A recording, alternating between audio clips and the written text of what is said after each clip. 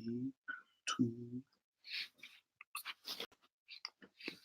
What's going on, everyone, and welcome back to the Double M Show. We got Mr. Mike Nice in the building, of course. Always a pleasure and an honor. And it's DJ Means. We got a full jam-packed show. This is episode number 28. Wow. It's jumping now. We jumping. 28, a great number. 28. What's so great about 28? 28 is a beautiful year of life. I guess so. I'm telling you, man. So we at episode 28. A lot to do today. Mike, let's not even waste any time, man. First off, how was your long weekend? Long weekend was beautiful. You know, being back at work after a nice, decent summer. I think people look at Labor Day weekend as the last real weekend of summer. So most people just try to enjoy it the best they can, because after you hit Labor Day weekend, it's like that. The grind, fall, back to school. Fall's coming up, the weather's changing. So people really try to enjoy Labor Day. And that's what I feel like I did with good people. What about you? Same, man. I mean, I feel like I saw you a lot this weekend. Hey, you know, bro. Good weekend, long weekend. Got to rest up because now it's grind mode. Right. Not saying you don't grind in the summer, but the summertime, you know, you try to find time to really go out, enjoy yourself. Fall, you see a lot of people really in the grind. That's what it's all about, man. The weather's not too good. You know, you try to bundle up a little bit, put your head down, put your work boots on, and just get to work and grind for whatever you're trying to get at and achieve. So, and this is the live chat. We already got someone saying hi. Shout out to you, Fabs. How you doing? This is the Double M Show. Spread the word. Definitely spread the word. We live right now. We are live. So get on the chat. Whatever we talk about, we want to hear from y'all. So Mike Nice. Yes, sir. How we started off every show, brother. What is on the playlist? On the playlist, episode 28, we're going to kick things off with a little bit of Team USA basketball talk. You know, they had a game today, a close game, which they won in overtime, I believe, against Turkey. And within the game, there was a little bit of an injury scare with a certain player, a big player in the city of Boston for the Celtics. So we're going to touch on how Team USA is looking, plus injuries that could possibly, potentially, maybe come up with the stars who have left their NBA teams and have traveled to play international ball. We also want to talk about big storylines that we want to see, you know, how they develop in this upcoming 2019 NFL season. Each year within a lot of different sports, there's always new storylines of players going to new teams, locations, whatever the case may be. But NFL season is starting up this week, this Thursday night. NFL season's back, so we want to talk about that. Also, as we just kind of spoke about the summer winding down, coming to an end, a lot of good music drops throughout the course of the summer, Marv. Yes, sir. And, you know, there's different albums that dropped by some artists. You know, we're going to talk about what are some of the hot albums that came out this summer, and maybe some of the sorry albums that came out this summer. I got one in mind for sure, but we'll definitely get to that. And then we kind of want to wrap up on this new Dave Chappelle stand-up comedy that came out. I believe it's called Sticks and Stones. You know, a lot of backlash. Hilarious. But he is taking a lot of backlash with some of the things that he talked about. But we'll definitely get into that. But yeah, that's on the menu tonight. Like Marv said, please don't hesitate to join the conversation. If you know there's some hot topics that people want to get into, let your people know, hey, come join the Double M conversation, because we want to hear from everybody. Definitely. Fab's asking, how do we feel about Zeke? We'll get to that when we get into our NFL storyline. Let's start it off with, with Team USA. Today, this morning, as we are recording on Tuesday evening, Team USA went up against Turkey. Yeah. Went up against Turkey. And that game did not go as I expected it to go. Mm-hmm. Went to overtime. You know, overtime could have been. First of all, they should have lost. They should have lost during regulation. They got lucky, bailed out by a late Jason Tatum 3-point attempt. He got fouled. He was able to knock down 2 out of the 3 free throw attempts to force it into overtime. Go into overtime, and by the skin of their teeth, I'm talking about as narrow as could be, Team USA was able to get, I believe, a 1-point victory against Turkey. But, Mike, not only did they almost lose, but they did lose a major contributor on their team, and that's Jason Tatum. Yeah, some point during that overtime victory, Jason Tatum ended up suffering what is believed to be an ankle sprain. And obviously, you hear ankle sprain, first and foremost, any type of injury, you don't want a player to suffer anything, whether it's Team USA or any of the players who are taking part in this international basketball. You pray that injuries are not a part of the game. Sometimes they are. But with that, he reportedly suffered an ankle sprain. And it's an injury where, it doesn't necessarily knock you out for a long period of time, but I mean, they don't feel good. And obviously, you need to recover from that. But it raises the question once again. Obviously, these players are going out and playing for their country. They're wearing the red, white, and blue. Uh, they're representing their country, on the grandest stage, with USA written on their jersey, their last name on the back, and the country they're representing on the jersey. And to a lot of players, to a lot of people, it's huge. But at the end of the day, these players, especially these USA basketball players, their contracts are signed inside of the United States, playing for the NBA, the National Basketball Association, and that's where the majority of their money is coming from. You got these teams that put all their stock and all their high hopes in these players, and they're going out and playing high impact, high intensity basketball, and it's not for their team. So a question that can come up is, you know, it's a tough lot. It's a tough conversation because again, you're representing your country, but if Jason Tatum's ankle sprain was a little bit worse, he's not only playing for Team USA anymore, but now the Celtics lose out on him for possibly a good portion of the season, maybe the whole season, depending on what his injury is. Yeah, I mean, we had this conversation prior to Team USA even stepping foot on the court, talking about, hey, there's a lot of Celtics players on this team. What happens if when a guy gets hurt? And you and me were on opposite sides of this debate because where I come from is, hey, they're playing ball. This is it. They're already there. They're playing ball. This comes with the territory. Luckily, it's a sprained ankle. It could have been it looked a lot worse because having anytime you see two guys carrying you off the court, it's never good. But rolled ankle, he should make a recovery. Does he continue to play? We don't know yet. We don't know how intense this is and how long this FIBA World Championship is going to be. It's up till maybe the end of September. So definitely as a Celtics fan or any team, when you watch your player represent Team USA, it's like, whoa, hopefully he comes out fine. He comes out safe. And me, when I'm watching this game, I watched this morning, I'm watching for development. I'm watching to see, okay, what is Tatum doing a little differently this year that he didn't do last year? Okay, this is what Kemba does. We don't get to see Kemba all the time. So, he has this in his arsenal. So you're scouting kind of. And it is cool to see some of your guys prior to the NBA season balling out. But injuries is always scary. If anything happens to Tatum in the serious level, Celtics are done. Yeah. I mean, the odds are already against them this year anyways about winning anything. But anything happens to Tatum, they are dunnery. Let's go. I see the comments are booming here for a second. Shout out to Clifton, man. I'm glad you're safe. In Florida, we see about the hurricanes, man. So God bless you over there.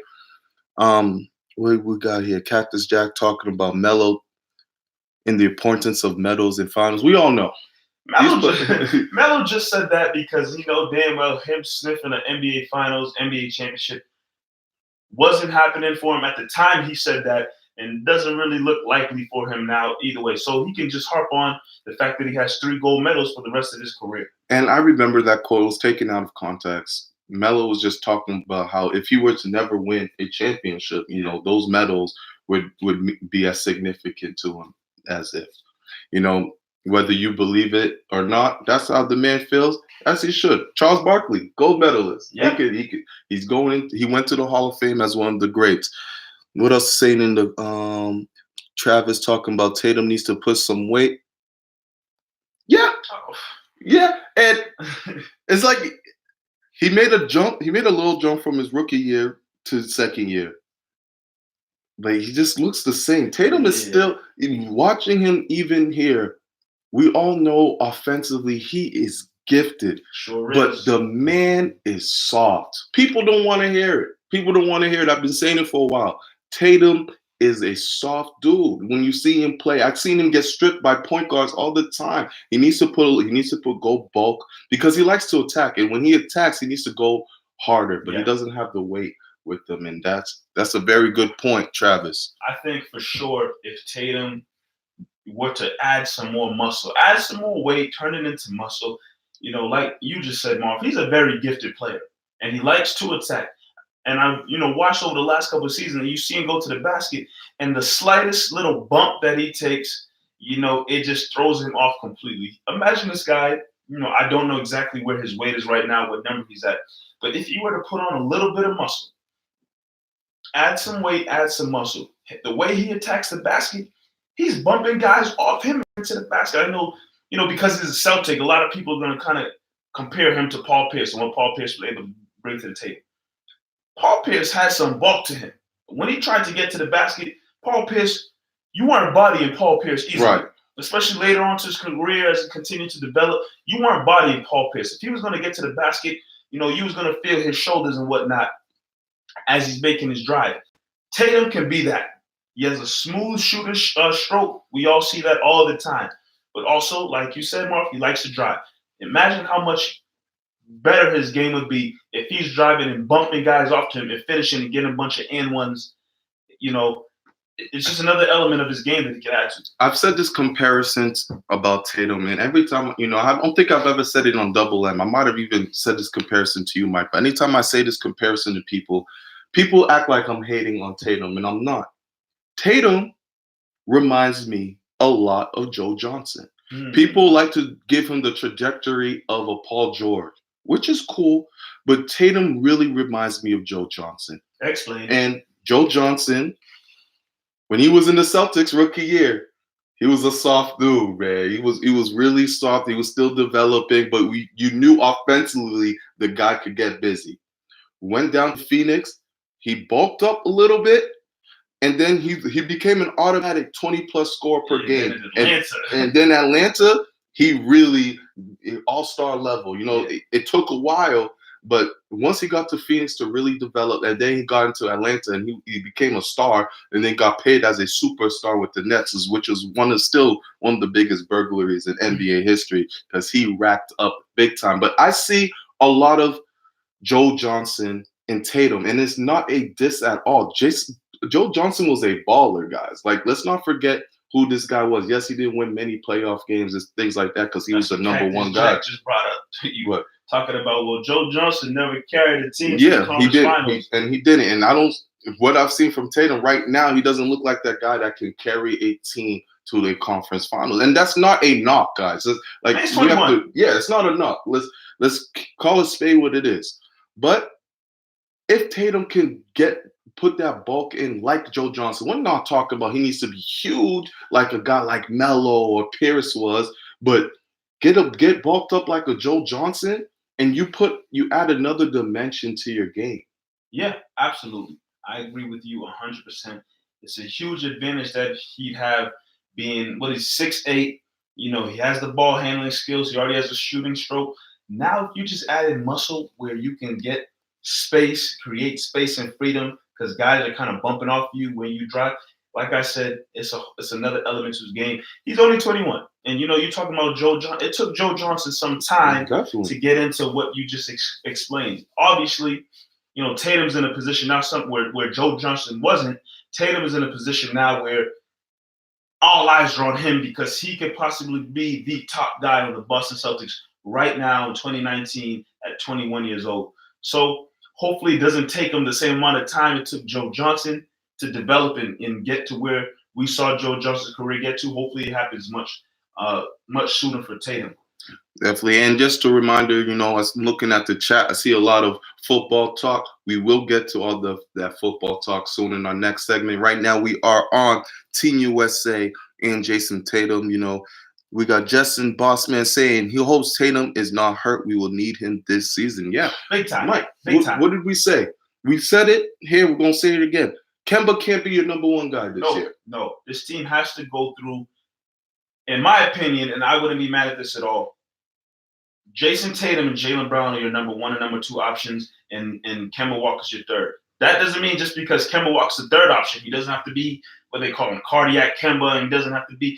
Kemba was a guy on a Charlotte team. They needed him to do everything. Keep Kemba as the closer. I don't mind Kemba being your closer. Absolutely. But if you want that, and mind you, Kemba's what, 30 years old, I believe? 29. 30? You know, 29. I'd rather them, yes, Kemba's an all-star. He's a great player. But I'd rather Celtics continue to literally give the keys to the ship, give the keys to the franchise to Jaylen Brown and Jason Tatum, and Kemba Walker can still be there doing his thing.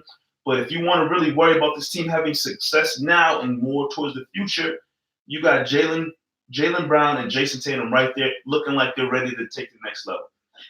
And just by watching Team USA, what we want, we might not get.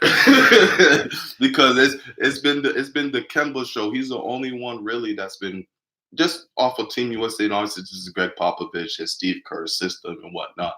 But he's the only one that has a cojones out there right now on Team USA. I mean, one, he's a veteran guy. He's been around for a while. We just said he's 29, 30 years old.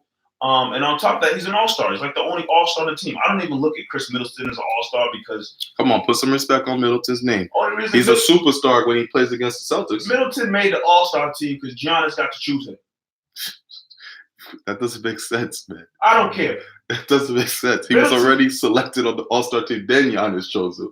I don't know how. The all-star game was in Milwaukee last year or something? Like, I don't know how Middleton made it. It was in Charlotte, bro. Well, Milwaukee was like the top team in the Eastern Conference, so I guess, yeah, whatever. But, like, I really look at Kemba as the only real all-star on that team because if that's the case in all these games, how come I don't hear about Middleton carrying the team or closing them? Most of these games is taking place. I hear about Kemba going off, Donovan Mitchell going off, even Jason Tatum stepping up. I don't really hear Middleton's name that much. I mean, clearly he's doing something. He's on the team. He's probably started. I don't know. Popovich put him on as center today. I don't know what's going on. But one thing I will say about Team USA, and I see it coming up in the comments a little bit, especially when Bossman said the Celtics need Tatum this year. I personally, like I said earlier when we first started the show, Team USA basketball, I'm up and down on it every single day. But something I saw earlier on Twitter, which was made by Chris Forsberg from NBC Sports Boston. Jason Tatum got hurt, yeah. And you could call the game sloppy against Turkey, sure. But situations like that somewhat help build a player's confidence. Because, yeah, it was a late game situation. They're playing in overtime. Jason Tatum needed to hit big free throws for the team to get the win. You know, not a lot of players are put in situations like that on that level during the summer. Right. A lot of NBA players just playing pickup basketball at a gym, open gym, whatever, cool. You know, first team to 11 wins, sure, that's cool. But these guys are playing on the international level where they need to hit a key free throw or hit a big shot to get a win. That's confidence that you only really gain during the NBA season, not that you're really gaining during the summer playing pickup basketball. So that's an advantage that some of these guys do get. I will give them that. Definitely, that's a definitely different perspective on it. Bossman asks, Team USA, will they win the gold? No. No. Listen, do you remember the Dream Team? Sure do. Then they had the Dream Team 2. Yeah. This is the Dream Team 3, but dream with a different meaning because they're going to be dreaming about a medal. Oh, my goodness. Wow. Hope y'all heard that. My man over here spitting some. They'll be dreaming for sure. Dream Team 3.0.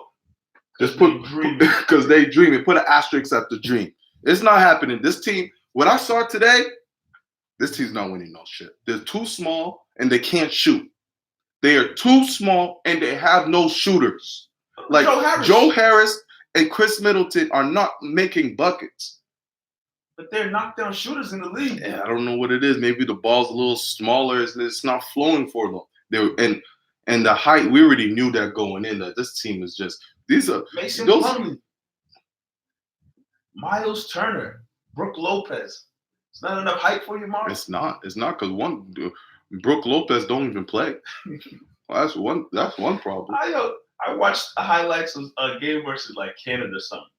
And Team USA is one of their blowout victories. Team USA is blowing out Canada, and for some reason, the crowd was cheering and chanting for Brook Lopez to go into the game. I tuned in late. I don't know why. I did see that. But they were like, every time they put the camera on Brook Lopez or he touched the ball, they were going nuts. I don't know why. But anyways, yeah, I don't see Team USA winning the gold. Before, I was saying, like, man, they're not even going to get a silver or bronze. But, like, right now, I know for sure gold to me is out the question. If they're struggling against Turkey. Bro, they're not getting anything. You don't even think they're going to get a bronze or silver? They might get bronze. Now, the real question is, Mike, do we care? No, I don't give a damn. Knowing the fact that it's the JV team that's out there, are we going to be upset? I don't give a damn. Only thing I care about is it coming to an end. Gold, silver, bronze, nothing. Just get them players back to the league, to the States, completely healthy. All of them, not just the Celtics players. Get all of them back to the States, playing for their respective teams, healthy. That's all I care about. My man Jaron said, yo, Brook Lopez is on the team? Come on. Yeah. I'll tell you this. I don't want to get in trouble by saying this. I ain't no little fella from America. Come on. Hey, cut his mic. Hey, Bob.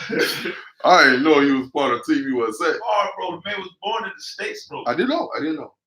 I swear when I heard Brook Lopez talk, he had an accent. I was wrong. But that's how you know they were going deep in the bag. Yeah, the team is just oddly assembled. It's very oddly assembled. And yeah, I hear that. You know, a lot of guys didn't want to be a part of the team for whatever reason, but like Mason Plumlee was like an option of all the centers in the league or power forwards, whatever. Mason Plumlee. Why? Brook Lopez? Out of all the centers in the league, Brook Lopez, how many All-Star appearances he has? 1. Mason Plumlee, how many All-Star appearances he has? 0. I was confused as to why PJ Tucker made the team. But luckily he's not there anymore, which is probably smart. Your bro says, bro, it's the World Cup. We should be hyped the Celtics players are there. At first, your bro, I was hyped. But now the Celtics they're almost losing to Turkey, and it makes us look stupid as a unit. Because you look at the team like, okay, it's the Celtics and a bunch of other guys. And if you guys are struggling, it's like, oh, this Celtics team, they can't beat Turkey. How the hell are they going to face real talent in the NBA? A lot of the stuff that I was seeing on Twitter this morning was like, all right, because I guess the Celtics players on the team, they call them Team Shamrock, Team Celtic, whatever nickname they have. If this team loses, they get blown out by Spain or something. And all the hype is, oh man, Celtics got 3 of their stars there, because that's literally what it is. Celtics have their top 3 players and their best defensive player on the team, on Team USA.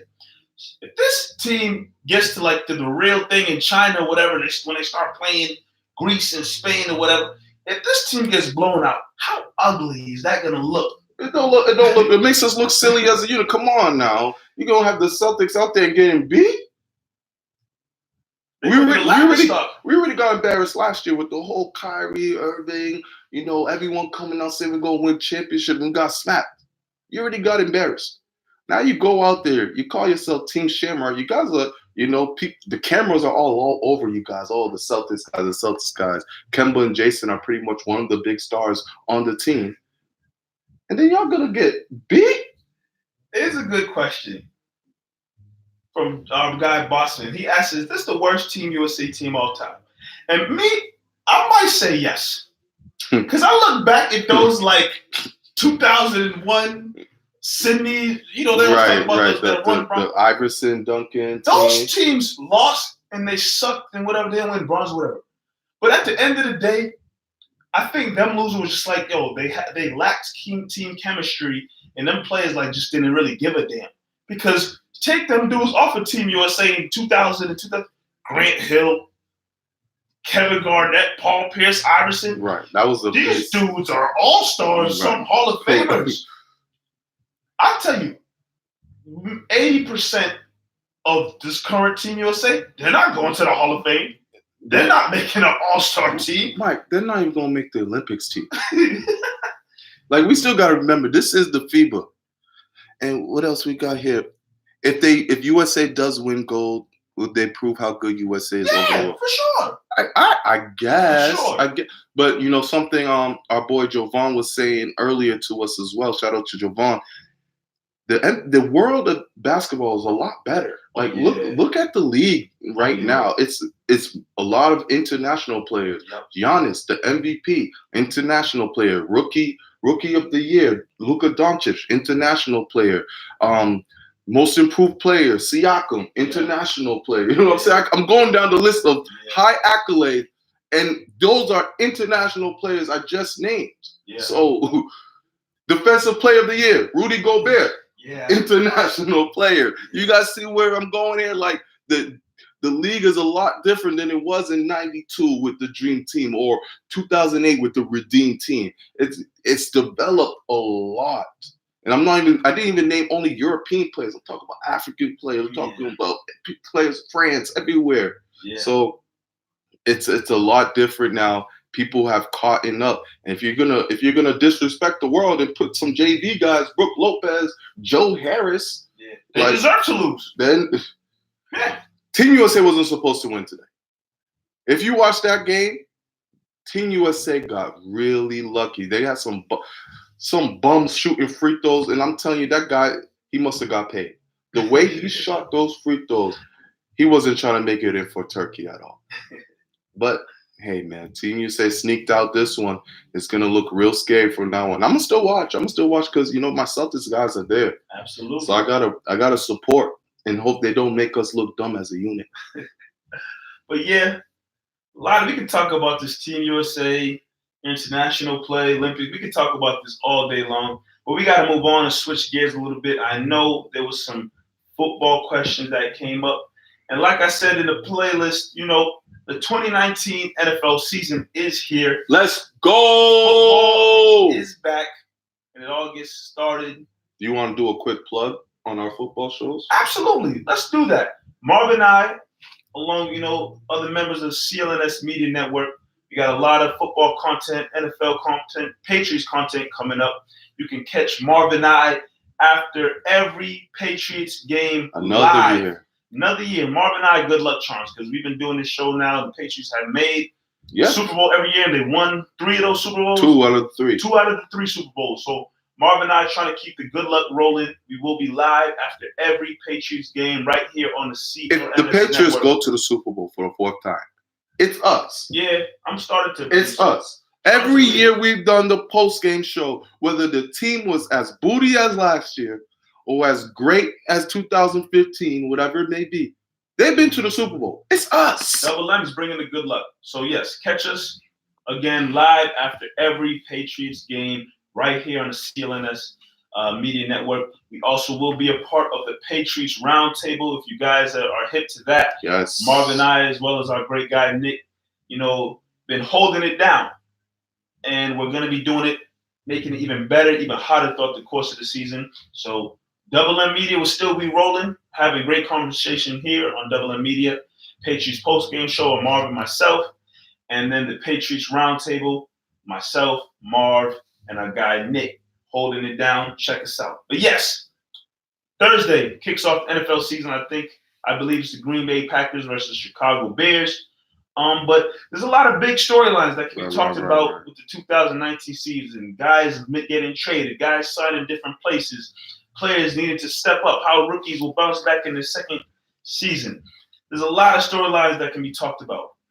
All right, so let's do this, Mike. Yeah. Because you have some storylines you want to talk about. Sure do. I have some storylines I want to talk about. But and if you have storylines, you guys are more important because you guys have storylines you want to talk about. So this is what we're going to do. We're going to do some rapid round questions. You guys shoot out some questions about the NFL that you want to talk about. And if it coincides with one of our storylines as well, we'll push it in. The first thing I remember scrolling up was about, how do you feel about Zeke?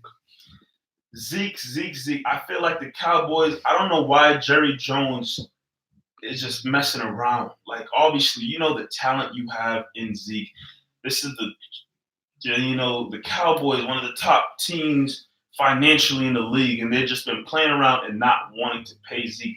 I flip-flop back and forth about it because Zeke has, 2 years left on his rookie contract? And usually guys wait till maybe the last year of their contract to maybe worry about holding out. But Zeke trying to get paid now and cashing now. And you know what? You can't blame the man. I hope Zeke and the Cowboys work something out. From the reports I read earlier today, things might be starting to look bright for the Cowboys and Zeke, and he should possibly be on the field week 1. I hope it works out. Zeke has a hell of a season, and he gets paid. Clifton earlier was talking about he put down $2,500 that the Patriots are going back to the Super Bowl. Ooh. Clifton, if I had the money like you, I'd double in, put 25 down for you. Because I really like this team, man. I really like the Patriots. I like how complete it is. Going in every year, there's always question marks. Like, no receivers. The running backs look kind of shaky. Injuries. Brady's turning 40. This year, I'm like, you know what? Outside of Gronk not being on the team, team pretty damn good. Team pretty damn good. No question marks, man. Like, they're looking pretty stacked at every position. Obviously, Gronk's gone, tight end questionable. They made up with that and have a lot of talent at the wide receiver position. The running backs are looking like they're ready to go. Everybody's healthy. Prayers up to N'Keal Harry to get back soon. But this team's looking stacked offensively and defensively, man. So I'm not mad at that at all, Clifton. I see one here, Mark. All right. Bossman wants to know, what do we think about Antonio Brown with the Raiders? Will it work or will it not work? How do you feel about that? First and foremost, we need to figure he hasn't practiced. Like, we need to, Barely. You know what I'm saying? Yeah. We need to know about this foot injury. The season starts on Sunday, people. Yeah. So what's up with AB's foot? If AB's foot is okay, listen here. Derek Carr has no one else to throw the damn ball to. AB is going to get targets. So when he's also going to get doubled. But he's been getting doubled his whole life. That's what makes him great. AB's always been doubled, and he's always produced. Now, Big Ben and AB, they had that freestyle connection. Things could go wrong, and Big Ben can just throw it out there, and AB will go get it. As much as they want to pretend they don't like each other, this, that, and the third. On the field, they were a perfect couple. They had that connection, and they knew what to do with it. AB hasn't been practicing with Derek Carr. What connection do they have? Derek Carr is going to need to be very accurate, and Derek Carr is not a great quarterback. Yes, he had that MVP season, but whatever they knocked him out with in that ankle injury knocked out his skills too, because he's never came back to be the same player. So I think it's going to work just because they're going to force feed AB. But first, we need to know what's good with his foot. Yeah, that is very true. I have one I also want to toss in there real quick. And viewers, let us know in the comments how you feel about this storyline as well. Cleveland Browns have a lot of hype. That was my number one. Yeah, mine too. Cleveland Browns have a lot of hype behind them, and it makes sense. Baker Mayfield, I've been a fan of Baker Mayfield for a while now. He looks like he's going to be a solid quarterback in this league. Now he has legit weapons. Odell Beckham's over there. Jarvis Landry's there too. Nick Chubb, we saw what he started to do when he started getting more opportunities last season. Then they have Kareem Hunt waiting in the wings to come back from suspension to be a part of this team. Defense, young defense, slowly going to develop. Is this team one to be reckoned with this upcoming 2019 season? No. Wow. Because when you say reckon with, you're thinking they're going to lead their division and going to be one of the top teams in the AFC. I don't see the Browns leading the division. I still think it's the Steelers division. And there's a lot Cleveland has to do. New coach, new offensive system. Like, everything looks good on paper, but if you've been watching the NFL long enough, it doesn't matter. It's about the scheme. Do we believe in Kitchens as the coach? Like, can he really do it? Baker, there's tape on you now, man. Now we know who you are. We know. Yes, he's a good quarterback, but you're not catching nobody by surprise now. Nick Chubb, a lot more is on his plate. There's no receiving running back out there. You traded Duke Johnson. Kareem Hunt's not coming out until week 10. So Yes, they are talented, but let's pump our brakes a little bit. I think they can be a 9-17, 9-7, 10-6 maybe, and that's how I see the Browns. It's a lot better than what they've been in for a long time. I think it'll still be a success. Yes, Odell is an incredible player. Jarvis Landry, having those two, it's gonna be fun. I'll be watching the Cleveland Browns. Sure will. But do I think they are the top echelon in the AFC? Hell no. Damn. Well, another one. I don't know if you have one you want to toss in. I definitely have one in mind. Aaron Rodgers. Aaron Rodgers. Look into the comments. We got an Aaron Rodgers thing too if you want to add that. Let me see. Where's this Aaron Rodgers comment? I don't know. How much pressure is Aaron Rodgers? Yes. Thank you, Dirk. Aaron Rodgers needs to do something this year. When I say do something, that man needs to be in the Super Bowl. I got an Aaron Rodgers take. Good. He needs to be in the Super Bowl. I'm sick and tired of hearing about how great of a player Aaron Rodgers is. He's so talented. You know, people want to talk down Brady. Said Brady's good and all, but he's not as talented as Aaron Rodgers. Yeah, cool. That might be the case. Aaron Rodgers has a great arm. He has, the footwork. He can scramble. He can do all that. He's a great quarterback. He hasn't done. I was about to swear. Oh snap! I have to chill out. Do it. You won't. Nah, come on, man. You might be kids watching this thing. Show, Aaron Rodgers hasn't done a damn. He got one ring, and that was I forgot the year. My goodness. I might have been in high school. 2009. 10, I believe. 2010. No, 10 was the Patriots Super Bowl. Well, Aaron Rodgers has one freaking ring. Get us that people who are watching. What year did Aaron Rodgers? 2010. Thank you. Aaron Rodgers has one ring, and since that, if it's 2010, we're literally about to hit 20 years later. I mean, sorry, not 20 years. No. We're literally about to hit 10 years later. Aaron Rodgers hasn't done anything. Gets all the hype about being a great quarterback, but at the end of the day, no matter how great you are, it's about the hardware that you have. And the major hardware, that's a Super Bowl if you play in the NFL, especially if you're a quarterback. You don't have the hardware behind your name, it don't really matter. Aaron Rodgers doesn't have nothing right now. I need to see if Aaron Rodgers can prove something. Got a new coach. They're supposedly in a new system. We'll see if that gives Aaron Rodgers more freedom because now I'm hearing this guy's a diva, a little bit of a diva, and he wants things this way, and he's quick to complain in public about how he feels about what the coach is playing. Show me something, Aaron Rodgers, or else I don't want to hear your name. You're just a nice, good quarterback, sure, but don't talk to me about being one of the all-time greats. Aaron Rodgers, 3 years ago, you could say 3 years ago, everyone kept saying Aaron Rodgers is the greatest quarterback ever.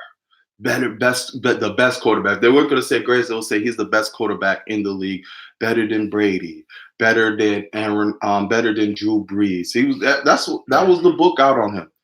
Then everyone gave him a pass because injuries. He gets hurt. One of his stars gets hurt. Injuries, this, that. You know what the great quarterbacks do? The great quarterbacks lead their team to victories no matter. It doesn't need to be pretty. Because Aaron Rodgers is a pretty quarterback, meaning he gets to 4 touchdowns, 0 interceptions, 400 yards, and the numbers look amazing. But they're not leading to wins, Mike. And then everyone's talking about, they have a bad defense. You want to talk about bad defense? Hey, you never watched the Patriots play. What's that watch the Patriots play? The great quarterbacks find a way. You watch Drew Brees? Drew Brees had one. This last year had a good defense. This man has been fighting for his life. R. Kelly voice. Fighting for his life. The great quarterbacks find a way. Aaron Rodgers is one of those quarterbacks that there's always an excuse for him. Yes, he's great. But can he bring his team to another level when they're struggling, when they're down? He has some miraculous comebacks. That's another thing about Aaron Rodgers. The Hail Mary throws that his receivers never get credit for. It's always the Aaron Rodgers arm or the mystique of his. Show us wins. Show us playoffs. I think Derek even said it. Get to the damn playoffs. Do something in the playoffs now to make us really compare you to the greats. Yeah, I can't argue anything you said there. Real quick, 2 things. I know Clifton talked about QBs on a hot seat this year. Aaron Rodgers, Jameis Winston, or Eli. I think if Aaron Rodgers doesn't do anything and the Packers are average, mediocre, whatever, they're drafting a quarterback. They're drafting the next quarterback. Aaron Rodgers? Yes, the Packers will draft the next quarterback. They just signed a big – even if they're It doesn't matter. Aaron Rodgers not going anywhere. They're gonna have somebody to maybe light a fire under his ass. It doesn't matter. Aaron Rodgers not going nowhere. Question though that came up, or a comment. Sorry, from I believe it was Boss Man. He believes Josh Gordon will win Comeback Player of the Year. And you know what? I was sitting there thinking about it, and Josh Gordon can have a hell of a story this upcoming year. Between this year, opportunity that presents itself to him this year, and everything that's happened to him the last couple of years, he's never really fully been a part of a team because of all the off the field issues that have been going on. He's been in and out of the lineup for the Cleveland Browns. He came to the Patriots. He played half of the season until he had to miss the rest of the season because of off the field issues. Josh Gordon has the opportunity to have an amazing season with Tom Brady. Tom Brady, has had a lot of great wide receivers play for him. Edelman, a guy, the story behind him, he was a quarterback coming out of college, this and that.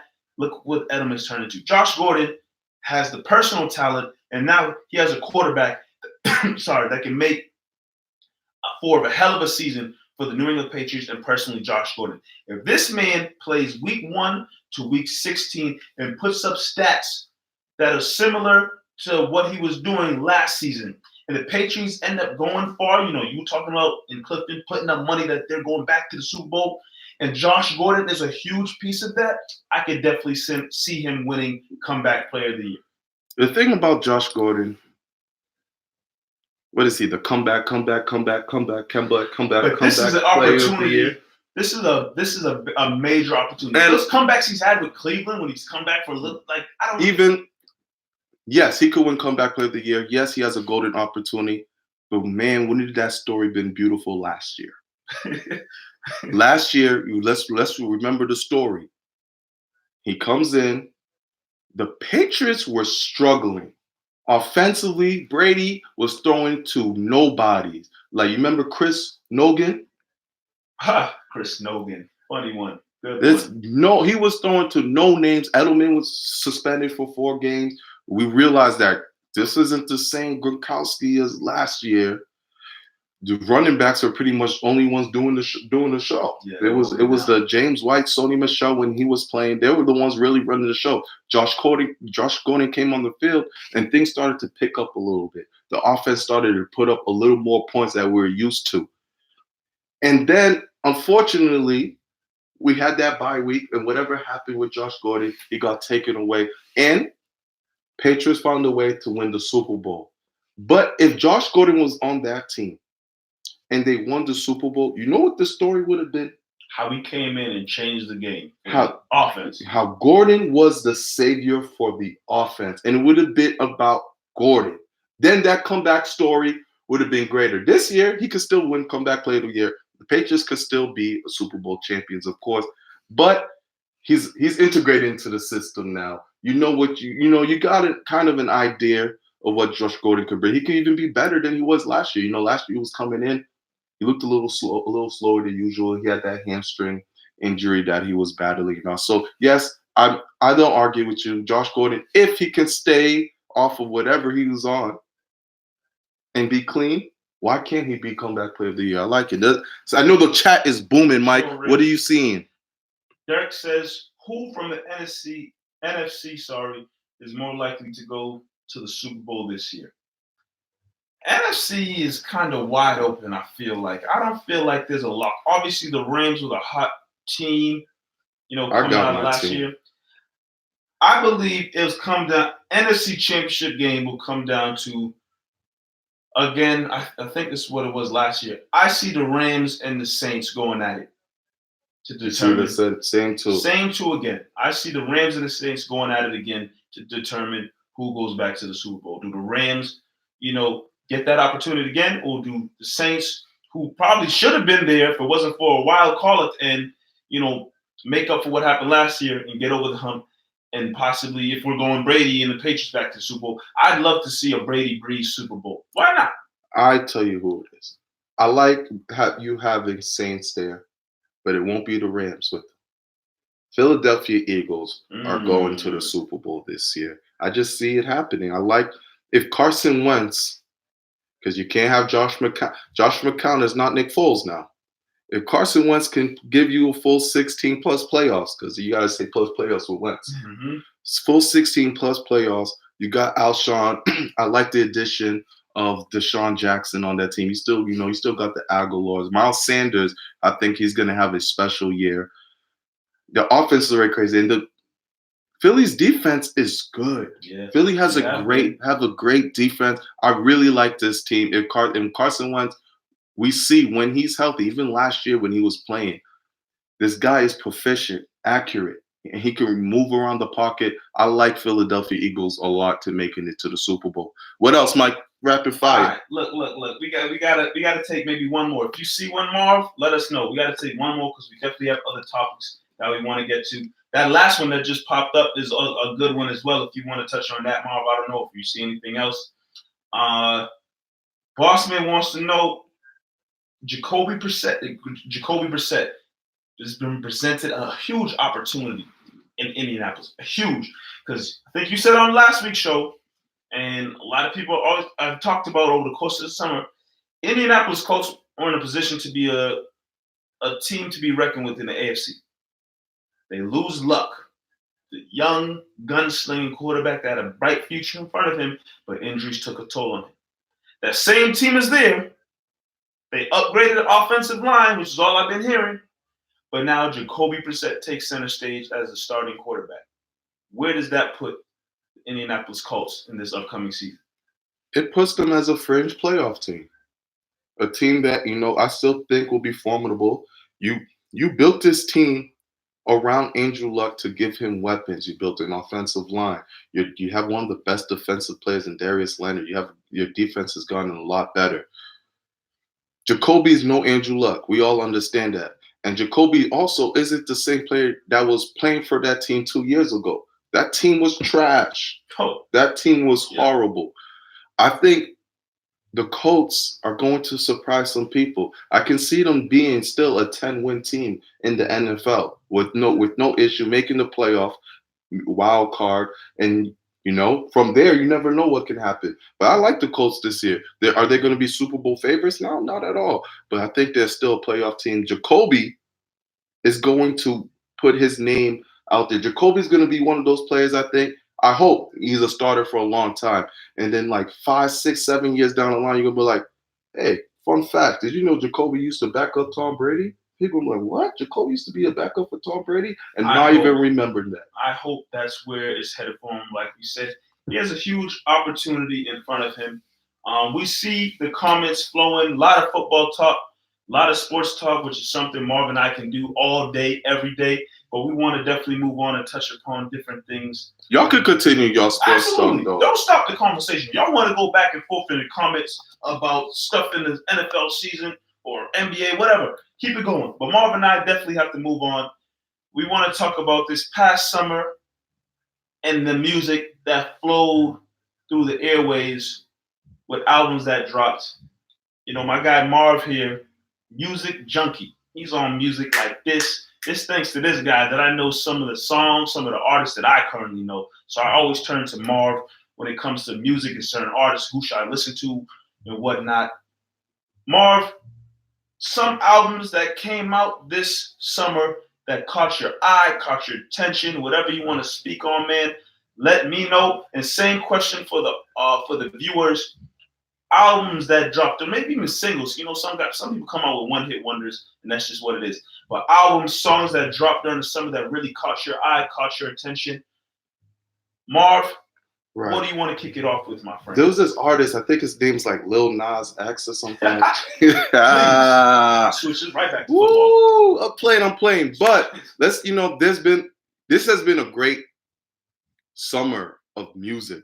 Like great summer for hip hop in general and other genres as well that we may get into. R&B starting to make a crazy comeback late into August.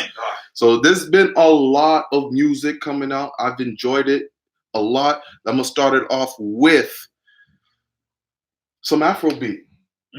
Highly anticipated album by Burna Boy. Yes, sir. On the Low was a big hit all spring going into the summer. And then he delivered with African Giant. And that album transcended big in the US. So Burna Boy, if you don't know, Nigerian artist, but he transcends through everywhere. He's got artists from the UK, artists from the US on his album as well. Big hit, big hit. Check it out for sure. Another one, summer album. My boy Goldlink dropped the album Dystopia. If you're into island vibes, Afro beat with a little bit of hip hop, Goldlink did not start off like this. Goldlink, when he first came out, he was just a high-speed rapper who just trying to demonstrate his skills real fast. You remember, Mike, we used to listen to him back in our college days. And then he just started to really develop as an artist. Dystopia, you're in your car, nice summer day, put the windows down, bump Dystopia. I promise you, quality. Next, we got to get to the best female rapper in the game, one of the best MCs in the game, male or female. Her name is Rhapsody. She just dropped last week her album Eve. And if you are a fan of lyricism, you are a fan of bars, Eve by Rhapsody, trust me, guys, I will never steer you wrong. She got Queen Latifah in the album. When have you ever heard, when's the last time you heard Queen Latifah spit in bars? That is very true. I'm telling you, quality. I got one more. Toby Lou, artist named Toby Lou from Chicago, live on ISIS. Some people might not know who he is. This is just a nice little funky album, very fun album. If you like old Vic Mensa, if you like Chance the Rapper, if you like guys like Smino, you're really gonna like this album. Honorable mention, Revenge of the Dreamers. That was the Dreamville compilation album. J. Cole, Jid, Baz, Omen, Loop, those guys, and then a bunch of guest lists throughout the whole album. That's another fun summer album. So guys, there's so much more. I could go on forever, but those 5 to 6 albums I just named, give them a listen. Bump, Mike. What's an album or 2 or 3 that really got your question for you though? Okay. Because it's the album you didn't mention, but I know it's an artist that you like a lot. Right. The Big Day. Chance. How are you feeling about that album? Because you know what? I was mistaken. I didn't know Coloring Book wasn't an official album. Right. Big Day's his debut album. Big Day's his debut album. I was wrong. I thought Coloring Book was his album. Coloring Book was another mixtape. But how did you feel about the Big Day? Because before, like I said, I didn't know Coloring Book was an album. Big Day came out and I'm like, Coloring Book, Big Day. If I have to compare the two, I think I'm rocking with Coloring Book. But how did you feel about Big Day and Chance's debut album? I'm proud of Chance. I've been following Chance since 2010. So I love his trajectory, and I love how he didn't give us an album that I expected. His debut album, Mike, because I heard, even through Coloring Book, people started to disrespect him, like, oh man, this guy can't rap. He's rapping about God. So when I knew Big Day was coming out, I'm like, I hope he is spitting. I want him to drop bars, let people know, like, yo, Chance gets busy. He didn't really do that. He didn't do that for the Big Day. You know, it was more fun, wedding album, professing his love to his wife. And the more I listened to it, Mike, the more I liked it. The more I liked it and the more I enjoyed it. And then he does still get busy in some of his bars. The guest list is great. The guest list he has on that album, amazing. But it wasn't the album I was expecting. I can't say it's one of the top albums of the year. I can't say that it's one of the best rap albums or one of his best albums at all. It's different, obviously. A lot of people had their thoughts about it, but I enjoy it and I still listen. There's still songs on there that's on rotation for me now. Absolutely. What about you, since you brought it up? Like I said, I was stuck in this comparison of Big Day and Coloring Book. I'm a big Coloring Book fan, but the Big Day is his debut album. And, they're definitely, like you said, there's songs on there that I have on rotation. There's some songs that I said, not for me, but shout out to Chance. He's riding the wave of not only just Coloring Book, but a lot of other mixtapes he's dropped before that or songs he's been featured on. But Big Day, shout out to Chance. Real quick, I want to get onto this comment. Bossman saying Shawn Mendes is the king of pop of this era. Do you agree? Shawn Mendes, he was on Ballin' Flossin'. And I was never big on Shawn Mendes. I knew some of his songs, but after Ballin' Floss, I had to go back and really do my research on Shawn Mendes. Will I call him the king of pop? I don't know if I can call anyone the king of pop of any era. But Mendez is nice. I really like Mendez. I'm becoming more of a big fan. Mike, what are some albums you were listening to? I got 2 albums that I want to talk on because I'm looking at the time here. First album, Damian Lillard, aka Dame Dollar. I haven't checked that out yet. I haven't checked it out yet. Big Dollar, that album bumps. Yeah. You be listening to I be listening to Dame For Dollar's real? album. Yes. Check that out more because I was like, here come another NBA or athlete trying to make music or whatnot. And Dame Dollar, again, falls in that category. Another athlete trying to make music. I saw the album drop. I said, let me listen.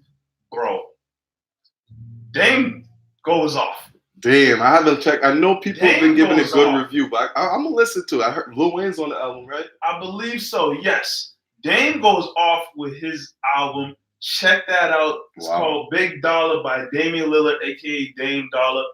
One album that I will talk about, but not because it's a hot album of the summer that sucks. That Indigo album by Chris Brown was trash. That's the album I didn't listen to, and I chose not to listen to. Trash. Indigo by Chris Brown sucked. And I'm a Chris Brown fan. And I'm thinking I also believe Chris Brown was one of those artists, originally came into the game, really an R&B guy. If there's a guy that could really, and you're talking about reviving R&B and it's making it come back. If there's a guy that could really, make the R&B game hot again, it's Chris Brown. Indigo, this wasn't it. It just wasn't it for me, man. I don't know how other people feel about it. There's maybe 3 songs on it. For some reason, Chris Brown likes to drop these albums with about 40 songs on them between Indigo and Heartbreak of a Full Moon, I believe what it's called. Wasn't hitting for me, Chris Brown. Ooh, Jarone. I'm looking through the comments because I want to comment on some of these things. Boss Man's asked like the same question 6 times, so we gotta get to his question. But Jarone said he wasn't feeling Jeezy's album. That just hurt my soul. Jeezy is my guy. I'm actually gonna go out and see him in October. But damn, don't do that, man. Jeezy's consistent. His albums are consistent. It's still currently in rotation for me. He's asking, what do you think about Nicki Minaj and Cardi B's beef from this year? I feel like honestly it was fake beef. Maybe something a little bit there, but obviously, and I think we talked about this conversation on a previous show, but like anytime 2 female artists are gonna come out, they're just gonna be happen to be pitted against each other. Nicki Minaj is top artist. Here comes Cardi B. They're 2 to top in the game right now for females. They were gonna be pitted against each other. That's just what was gonna happen. And I feel like they maybe had a little something between them, but a lot of that was smoke, blew up behind them in terms of what people were throwing into the fire to make their beef something. Because me personally, I don't really hear anything about their beef now unless I'm missing something. It's still there, but it's embarrassing. If you're gonna ask me, what do I think about Cardi B and Nicki Minaj beef? It's petty. It's embarrassing. Mike said it. Top females in the game, when they're on top, media pissed them together, and they fell for it. Yeah. They fell for it, and they started to attack each other. Nicki, she's one of the top artists in the world. She's been running the game for 10 years. Cardi B, we haven't seen a rise like that in a long time, where someone just rises up there, and she wasn't a one-hit wonder. At first you could have thought, okay, Cardi B is gonna do this one hit and go away. She wasn't a one-hit wonder. She continued to progress, and she got bars, but they started to collide, and it's petty. It's unnecessary. Women, females should be rising together on top because there's not many of them. There's not many women MCs. I'm just waiting for the day, and there will be a day. I don't know when. Cardi B and Nicki Minaj are gonna get on the track to each other. They are on motorsport. But like that, if they're on a song together, has it taken off? They're gonna drop a song together that's gonna be like on wild proportions, where it's gonna be some crazy music video, some crazy song, and it's gonna get crazy play, and people are going, wow, what a song that these 2. I'm just waiting for that to come. One last thing, because I know we got so much to talk about. But you guys, we're going to have to hold on one of our last topics. Yeah, for real. Because who brought it up? I don't want to get them wrong. His boss man. You've been killing it today. You got Yeah, some shout great. out to you, boss man. You've been killing it. Lonzo Ball. I actually watched the interview. You know, I think it was even like a year ago. He said something about like Nas isn't one of the best or something like that, and he rocks with Future. Then he went on to Big Boy Radio. I love watching Big Boy. Shout out to Big Boy TV. And you know, he emphasized, look, I know Nas was one of the best back in his era, but I think Future is better. He has more hits, this, that, and the third. So, everyone, you have to understand, Ball is how old? That's a young man. But It's not like a lot 20, of sense and knowledge. 21, 22. Future was bumped probably the biggest thing all of his high school career. When he dropped commas, he's dropped hits over hits over hits. So I'm not surprised that Future is one of his favorite artists, or he claims it has more hits than Nas. But when you say comments like that, you have to do your research. You have to listen to Illmatic. You have to listen to Stillmatic. You know, you got to listen to Preacher's Son. You have to listen to these things before you make comments like this. Just a prisoner of the moment, one. Prisoner of the moment, one. And two, just somebody who hasn't done enough research. Because it's one thing to say, you know, I'm more of a Future fan than Nas fan. It's one thing to say that. Right. It's another thing to say you believe Future is better than Nas. That's a problem. That's a problem. Two different statements you can make. One makes sense. Okay, your favorite. Some person likes the color blue. Some person likes the color yellow. Okay, cool. To say Nas and Future and say Future is better than Nas, then you're like, okay, you lack real knowledge and history of the rap game. Listen, that's just what it is. I like Future just like everyone else. I listen to my trap music, but there's no way in hell I could ever compare Nas and Future in the same sentence. I never even thought that could be done. Lonzo, relax. I'm gonna give him something we haven't gave out in a while on this show. Lonzo Ball, for that comment of Future being better than Nas, for me's and myself, we gotta give you a sorry. Coming back real soon on the post-game show. You guys will hear more of that. But yeah, looking at the time here, Marv and I wanted to get into one more topic. The Dave Chappelle special, Sticks and Stones. You know, honestly, we'll save it for the next show. If you haven't seen that special, check it out on Netflix, whether it's your own Netflix account or you got to use somebody else's, do what you got to do. Because on the next show, we will be talking about that Dave Chappelle special, Sticks and Stones, and the backlash and comments that came about from it. So that's a little cliffhanger. That's really a cliffhanger. It's a preview. Preview, yes. Tune in next week because you don't want to miss that conversation, plus much more, whether it's sports, entertainment, media, music. Marv and I will have it here all on Double M Media. Marv, send us home, bro. If you enjoyed today's show, let us know right now in the comments if you really enjoyed what we did today. And listen, if you are new to this channel or if you're new to Double M, Mike Nice, DJ Mees, we are here every single Tuesday. You can catch us live Tuesday at 8 p.m. Yeah. And we have more of these conversations. And we have more fun and we have more topics. And there's so much to do, but so much little time. But like Mike said, you'll see us in the post game. You'll see us in the Patriots Roundtable. You'll see us here. So there'll be enough. Follow us on social media. You can follow me at MarTV_. Mr. Mike Nice. And you know, we could continue this show for sure. Thank y'all for watching. You can catch us on iTunes, Spotify, Stitcher, like and subscribe, Google Play. We are now on the iHeartRadio app as well. We're booming. We're moving. This is the Double M show where the sports and urban culture collide. DJ Mees, Mr. Mike Nice. We are signing out.